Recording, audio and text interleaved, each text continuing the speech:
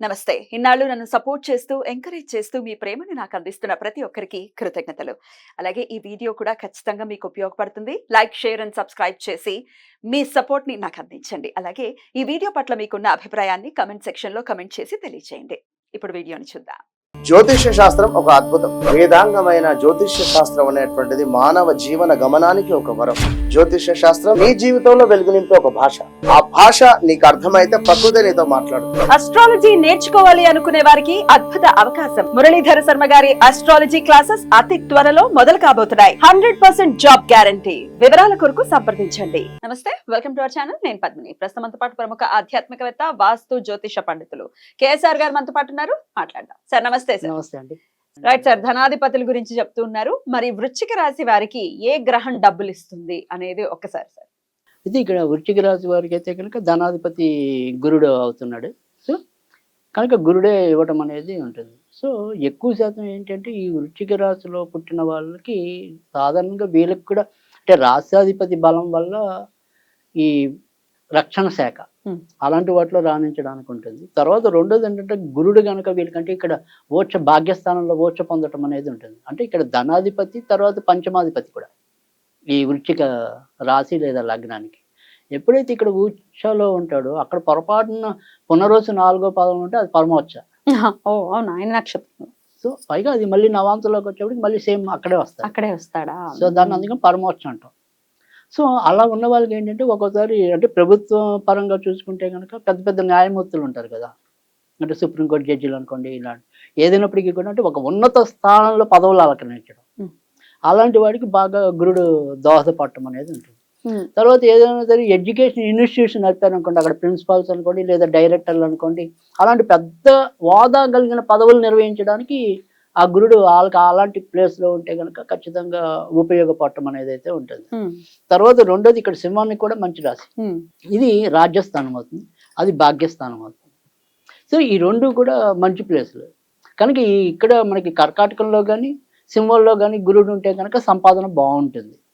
కానీ ఇక్కడ కన్యలో లాభమైనప్పటికీ కూడా ఎక్కువ వీళ్ళకి కుజ లగ్నంలో పుట్టిన వాళ్ళకి కూడా షార్ట్ టెంపర్ ఎక్కువ ఉంటుంది.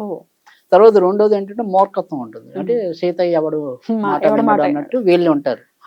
సో అలా అందుకని ఇతరులను నమ్మి మోసగించబడటం, ఇతరుల ద్వారా నష్టపోవటం ఇక్కడ గురుడు కన్యలో ఉంటే అవుతుంది. లాభస్థానం అయినప్పటికీ కూడా లాభాన్ని దక్కించుకోలేరు. లాభంలో ఉన్నాడు కాబట్టి ఓకే ఏదో విధంగా డబ్బు అయితే వస్తుంది, కానీ డబ్బు నిలుస్తుందంటే నిలవటం కష్టం. గ్యారంటీ లేదు, నిలబడదు కూడా. ఎందుకంటే ఇక్కడ గురుడు అనేవాడు ఇప్పుడు ఎప్పుడు కూడా కన్యా రాశి అనేది కొద్దిగా నిష్ఫల రాశి ఆయనకి, గురువుకి, ఎవరికైనా. అందుకే మీకు అది తర్వాత ఇంకోసారి ఎప్పుడైనా వేరే విధానం వచ్చినప్పుడు చెప్తాను ఇక్కడ ఉన్న ఏ గ్రహం అయినా కూడా ఎలా పాడవుతుంది అని. సో ఇదే మిథునంలో ఉంటే బాగుంటది, కానీ కన్యలో ఉంటే కొన్ని గ్రహాలు మంచి ఫలితాలు ఇవ్వవు. సరే అది వేరే చాప్టర్ అనుకోండి. బట్ ఇప్పుడు మనకి ఇవాళ మనం ధనం గురించి మాట్లాడదాం. ఇక్కడ కన్యలో ఉన్నప్పుడు గురుడు మేలు చేయడం, లాభంలో ఉన్నా కూడా పాటు చేస్తాడు.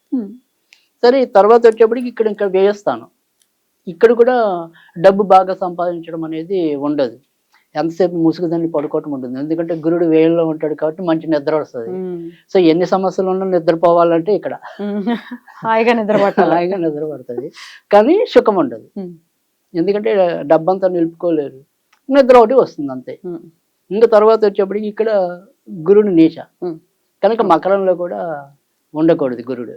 సో ఇక్కడ కూడా నీచ జనుల కోసం ఖర్చు పెట్టుకోవడం అనేది ఉంటుంది. తృతీయ స్థానంలో కూడా పనికిరాదు. తర్వాత వచ్చేప్పటికి ఇక్కడ కుంభం. సో కుంభంలో ఉంటే మాత్రం మళ్ళీ కొంతవరకు ఖచ్చితంగా మేలు జరుగుతుంది. సో పాత ఇల్లులు అలాంటివి కొనటం లేదా వారసత్వంగా ఆస్తి కలిసి వచ్చి ఏదో విధంగా వడ్డెక్కటం కనుక ఇక్కడ ఉండొచ్చు, చతుర్థంలో ఉండొచ్చు. తర్వాత పంచమం అనేది కూడా ఆయన సక్షేత్రం కాబట్టి పంచమంలో ఉంటే పిల్లలు పుట్టేదాకా ఇబ్బంది పడతారు, పిల్లలు పుట్టిన తర్వాత బాగా వృద్ధిలోకి రావటం అనేది ఉంటుంది. తర్వాత రెండోది ఏంటంటే కొంతవరకు ఇందాక మనం చెప్పిన ఈ వృశ్చిక రాశి వాళ్ళకి తొందరపాటు అక్కడ ఉంటే కనుక కొంతవరకు నియంత్రణలో ఉంటుంది. అంటే ఈ తొందరపాటు అనేది మనకి వెసులుబాటు. అంటే దేనికోసం తొందరపడాలి, దేనికోసం తొందరపడకూడదు.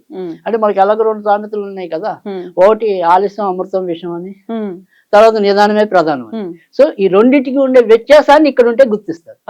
అంటే ఎప్పుడు ఆలస్యం అవ్వాలి, ఎప్పుడు నిదానం అవ్వాలి, ఆ బ్యాలెన్స్ ఉంటే హ్యాపీ కదా, రైట్. సో అది ఇక్కడ గురుడు ఉన్నప్పుడు సాధ్యమవుతుంది. తర్వాత రెండోది వచ్చేప్పటికి ఇది ఇంకా 6వ ఇల్లు అనేది గురుడు. సో ఇక్కడ 6వ ఇంట్లో కూడా గురుడు ఉండొచ్చు, తప్పేం లేదు. వృత్తి ఉద్యోగాలు సజావుగా సాగటం అనేది ఉంటుంది. ఇక 7వ ఇల్లు అనేది మాత్రం మంచిది కాదు.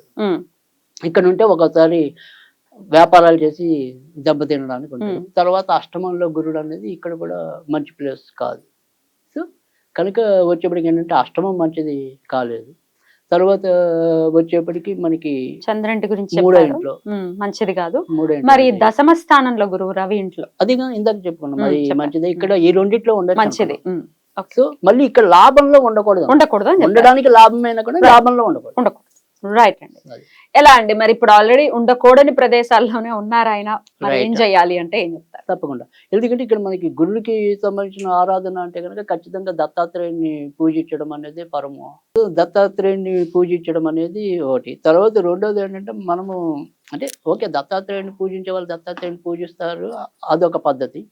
కానీ నా వ్యక్తిగతంగా మాత్రం వృశ్చిక లగ్నానికి ఎక్కువ ఏమంటాం గురుడు వల్ల ఉండే చెడు తగ్గాలి అంటే కనుక ఖచ్చితంగా శివుణ్ణి ఆరాధించాలి, శివారాధన. నిత్యం శివగాయత్రి చేసుకుంటే కనుక సదాశివాయ విద్మహే జటాధరాయ ధీమహి తన్నో రుద్రః ప్రచోదయాత్, ఇది రోజు చదువుకుంటే కనుక ఖచ్చితంగా వాళ్ళకి ఈ గురు ధనాధిపతిగా ఇవ్వవలసిన ఫలితాలు ఏవైతే ఉంటాయి మంచిగా ఆ మంచి చేయడానికైతే కనుక సాధ్యమవుతుంది. కనుక ఏదైనా సరే వాళ్ళ ఇష్టం, శివుడికి సంబంధించింది అయితే శివుడికి చేసుకోవాలి, లేదంటే డైరెక్ట్గా దత్తాత్రేయుడికి సంబంధించి చేసుకుంటే కనుక ఖచ్చితంగా మేలు జరగడం అనేది అయితే ఉంటుంది. తర్వాత రెండోది వచ్చేప్పటికి ఏంటంటే ఇక్కడ మనం ఇందాక చెప్పుకున్నాం ఏవైతే ఈ రాశుల్లోకి వచ్చేప్పటికి ఇక్కడ ఇది లాభస్థానమైనా కూడా లాభం ఇవ్వలేకపోవటం అనేది. సో ఇన్ కేస్ ఒకవేళ ఇక్కడ ఉన్ని అంటే వాళ్ళకి వ్యక్తిగతంగా చూసుకోవడం కనుక చేతనైతే కనుక ఇక్కడ లాభస్థానంలో ఉండి గురుడు మేలు చేయలేకపోతే కనుక ఈ కన్యా రాశి అనేది బుధుడికి సంబంధించింది కాబట్టి ఇక్కడ మాత్రం దత్తాత్రేయుడు శివుడు కాకుండా డైరెక్ట్ గా వెంకటేశ్వర స్వామిని పూజించాలి. అలా చేసుకోవాలి. అప్పుడు ఈ వెంకటేశ్వర స్వామిని కనుక పూజిస్తే కనుక ఇక్కడ గురుడు ఉండే ఏదైతే చెడు ఫలితం ఉంటుందో అంటే ఇక్కడ నిజానికి ఏంటంటే గురుడు చెడు అని కాదు, ఇక్కడ నిష్ఫలం అంటే ఏ ఫలం ఇవ్వలేకపోవడం, ఫ్రూట్లెస్ గా ఉంటే ఎట్లా. అందుకని ఆ అనుభవించాల్సిన ఫ్రూట్ అనుభవించాలి కాబట్టి ఇక్కడ వెంకటేశ్వర స్వామికి సంబంధించిన పూజ చేసుకుంటే కనుక ఖచ్చితంగా ప్రయోజనం వాటిల్లటం అనేది అయితే ఉంటుంది. తర్వాత రెండోది వచ్చేప్పటికి ఏంటంటే ఇక్కడ మళ్ళీ మనం అష్టమ స్థానం అనేది గురుడికి సంబంధించింది అయినప్పటికీ కూడా అది సరిగ్గా మేలు చేయలేకపోవటం అనేది కూడా ఉంటుందని చెప్పుకున్నాం. కాబట్టి ఇక్కడ కొన్ని విధానాలు అంటే ఇక్కడ కూడా ఆయన పునర్వసు నక్షత్రం ఉంటుంది యాక్చువల్గా, అలా పర్వాలేదన్నారు కదా. అందుకని అక్కడ పునర్వసు నక్షత్రంలో ఉంటే కనుక అంటే ఇక్కడ 4 ఇల్లు పునర్వసు 4 ఇక్కడ ఉంటే కనుక పరమోచ్చంగము, ఇక్కడ అష్టమంలో ఉంటే కనుక ఒకసారి డబ్బులు పోగొట్టుకోవటం ఉన్నప్పటికీ కూడా ఒకవేళ పునర్వసు నక్షత్రంలో ఉంటే కనుక ఫైనాన్స్ వ్యాపారం చేయడానికి కలిసి వస్తుంది. కొంతవరకు వడ్డీలు తిప్పుతూ ఉంటారు కదా, అలాంటి వాళ్ళకి కూడా ఇక్కడ ఉన్న ప్లేస్ కలిసి వస్తుంది. తర్వాత వ్యాపార లావాదేవీలు నిర్వహించేవి అంటే జీవిత బీమా అనుకోండి, తర్వాత వచ్చేప్పటికి ఇలా బ్యాంకులు అనుకోండి, ఇన్సూరెన్స్లు అనుకోండి, ఇలాంటి వాటిల్లో కూడా ఉద్యోగాలు చేయాలి, అక్కడ మంచి పేరు తెచ్చుకోవాలంటే కనుక సాధ్యమవుతుంది. సో ఈ రకంగా చేసుకుంటూ వస్తే ఉపయోగం. సవివరంగా తెలియజేసినందుకు కృతజ్ఞతలు అండి. ఇక నెక్స్ట్ ఎపిసోడ్ లో ధనస్సు రాశి గురించి లేదా ధనస్సు లగ్నం గురించి మాట్లాడుకుంటాం.